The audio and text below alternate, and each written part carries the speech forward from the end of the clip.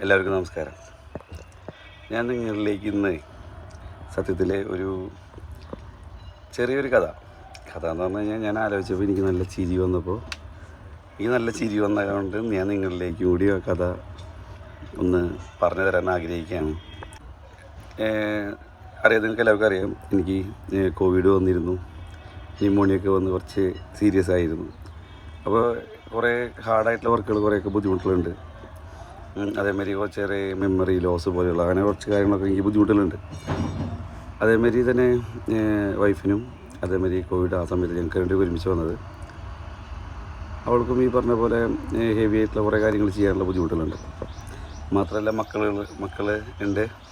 അവർക്കെല്ലാവർക്കും അവരുടേതായിട്ടുള്ള കാര്യങ്ങൾ പൂർണ്ണമായിട്ട് ചെയ്തെത്തിക്കഴിയുമ്പോൾ കുറേ കാര്യങ്ങൾ വീട്ടിലത്തെ ചെയ്തെത്തുന്നില്ല. കാരണം കുഞ്ഞു മക്കളുള്ളതുകൊണ്ട് ഡെയിലി നമ്മളെ വീടെല്ലാ ഭാഗങ്ങളിലും അതേമാതിരി വീടിൻ്റെ പുറമൊക്കെ വൃത്തിയിൽ സൂക്ഷിക്കാൻ നമുക്ക് ശ്രദ്ധിക്കാൻ പറ്റണം എന്നുള്ളൊരു കാഴ്ചപ്പാടിൽ ഒരു ഹെൽപ്പായിട്ട് ഒരു ചേച്ചീനെ ഞാൻ കൂടുതൽ യാത്രകളുള്ളത് കൊണ്ടും അവൾക്കൊരു എപ്പോഴും ഒരു സപ്പോർട്ടീവായിട്ടൊരാളെ കിട്ടാൻ വേണ്ടി ഞാൻ എൻ്റെ സുഹൃത്തിനോട്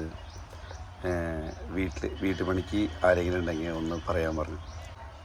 പൊതുവേ ഞാൻ അന്വേഷിച്ചുകൊണ്ടിരിക്കുമ്പോൾ എനിക്ക് കിട്ടിയിരുന്ന പല ആളുകളും എന്ന് പറയണത് ഒരു 30-35 വയസ്സൊക്കെ ആയിട്ടുള്ള അങ്ങനെയുള്ള ആളുകളാണ്. അപ്പോൾ അത് കുറച്ചുകൂടി മെച്യൂർഡായിട്ടുള്ള ആളാണെന്നുണ്ടെങ്കിൽ അപ്പോൾ വീട്ടിലെ എല്ലാ കാര്യങ്ങൾക്കും അവരും ഒരു സപ്പോർട്ടീവായിട്ട് നിൽക്കും. മറ്റേന്ന് പറഞ്ഞാൽ നമ്മൾ ഓരോ കാര്യം പറഞ്ഞ് മനസ്സിലാക്കേണ്ടി വരുമല്ലോ എന്നുള്ള ധാരണയിൽ കുറച്ചുകൂടി മെച്യൂർഡായിട്ടുള്ള ഒരാളെ വേണം എന്നുള്ള ഇതിൽ ഞാൻ ഒന്നുകൂടി സജീവമായിട്ട് ആളുകളെ പരിശ്രമിക്കാൻ തുടങ്ങി. അപ്പോൾ എൻ്റെ ഒരു സുഹൃത്തിൻ്റെ പേര് പറയുന്നില്ല, എൻ്റെ ഒരു സുഹൃത്ത്, അവനോട് ഞാൻ ഈ ഒരു കാര്യത്തെപ്പറ്റി സംസാരിച്ചു. അവനോട് ഈ ഒരു കാര്യത്തെപ്പറ്റി സംസാരിച്ചപ്പോൾ അവൻ പറയണൊരു കാര്യം എന്ന് പറയുന്നത്, അല്ലെങ്കിൽ അവൻ എനിക്ക് തന്ന ഒരു നിർദ്ദേശത്തെ പ്രകാരം ഒരു സജിത വീട് എന്ന് പറഞ്ഞിട്ടൊരു നമ്പർ അയച്ചു തന്നിട്ട് പറഞ്ഞു, വീട്ടു പണിക്ക് ബെസ്റ്റാണ്, ഒന്ന് വിളിച്ചോളൂ. ഞാൻ വാട്സപ്പിൽ അയച്ചു തന്നതുകൊണ്ട് വാട്സപ്പിൽ ആ നമ്പർ അങ്ങനെ സേവ് ചെയ്ത് ആ ചേച്ചിനെ ഞാൻ വിളിച്ചു. സജിത ചേച്ചിയിലെ ചോദിച്ചു, അതേന്ന് പറഞ്ഞു. അപ്പോൾ ചേച്ചി പണിക്ക് വീട്ടിൽ പണിക്ക് ആളാവശ്യമുണ്ടെന്ന് പറഞ്ഞു. അപ്പോൾ ആ ചേച്ചി എടുത്ത വഴിക്ക് ഒരു കോമഡി പോലെ എന്നോട് പറഞ്ഞു, വീട്ടിൽ വന്ന് പണിയാൻ പറ്റില്ല, വേണമെങ്കിൽ ഇങ്ങോട്ട് വന്ന് പടുത്തോളായിരുന്നു. ഞാനാകെ ചട്ടിപ്പോയി. അപ്പോൾ അത് കഴിഞ്ഞ് ഞാൻ ചോദിച്ചിട്ട് ചേച്ചി എന്ത് ഉദ്ദേശിക്കണമെന്ന് ചോദിച്ചു. നിങ്ങൾക്ക് ആരാണ് ഈ നമ്പർ തന്നെ ആളോട് എന്നെ വിളിക്കാൻ പറയാമോ? അങ്ങനെ ഞാൻ ഈ പറഞ്ഞ വ്യക്തിയോട് ഒന്ന് ചേച്ചി എന്തോ പറയണ്ടേ വിളിക്കാൻ പറയാമോ?